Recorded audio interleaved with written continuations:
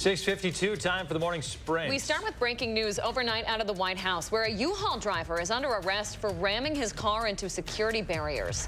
The Secret Service says that car crashed into barriers at the Lafayette Square around 10 last night. You see it happen right there.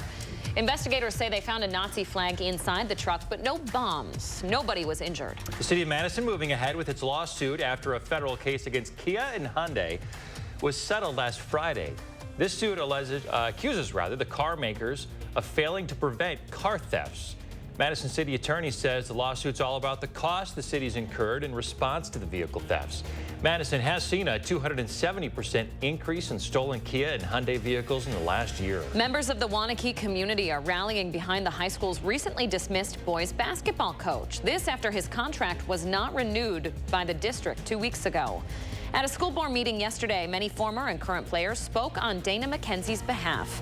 The board says it could not address reinstatement at the time, but it will put it on a future agenda. A 16-year-old hit and killed in Burlington after trying to beat a train. Officials say on Sunday they got a call about a bicyclist hit. They say the teenager ignored the crossing signals and was hit by that southbound Canadian National train. Another person was riding with the teen and was not hurt. In Racine, a man is dead after getting into a police shootout following a traffic stop. The driver ran from their vehicle and hid in some grassy areas near a park. Officers, when they approached the grass, the suspect began firing in their direction. He was shot and pronounced dead at the scene. No officers were hurt. 1 in 5 people in Mexico have been warned to prepare for a possible evacuation. It comes after increased activity from the country's most dangerous active volcano. It's been spewing ash into several nearby towns since last week. 25 million people live within a 60-mile radius of the volcano, which is only 45 miles southeast of Mexico City. 3 million have already been asked to evacuate.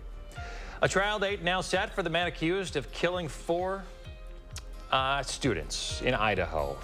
An Idaho judge entering not guilty pleas on behalf of Brian Koberger. His trial will begin October 2nd now. It's expected to last roughly 6 weeks. Prosecutors now have 60 days to announce in writing whether they plan to seek the death penalty. Writer E. Jean Carroll wants the court to hold former President Trump liable for what he said about her during a recent CNN town hall.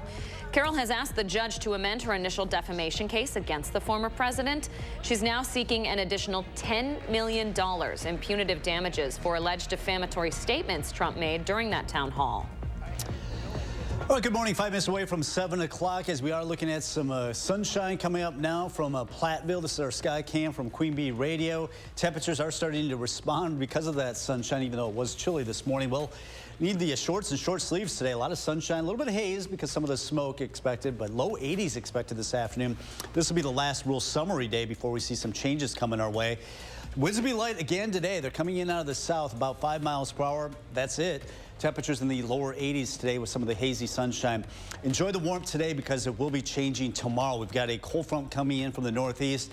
Temperatures only in the upper 60s tomorrow afternoon. Same goes for Thursday. And noticing these lows getting close to 40 degrees for Thursday and Friday morning before we start to see some warmer weather going into the upcoming Memorial holiday weekend. Looking pretty nice. I want to get to our first morning traffic. We have one incident. This is on the northeast side, or actually up in Sun Prairie. Highway 19 at Communications Drive. The eastbound lanes are closed due to an automobile accident just off of 151. Beautiful weekend headed our way. We just have to deal with some cooler weather, it looks like, for tomorrow and also Thursday. All right, Kelly, thank you very much. Another news and weather update coming up in 30 minutes.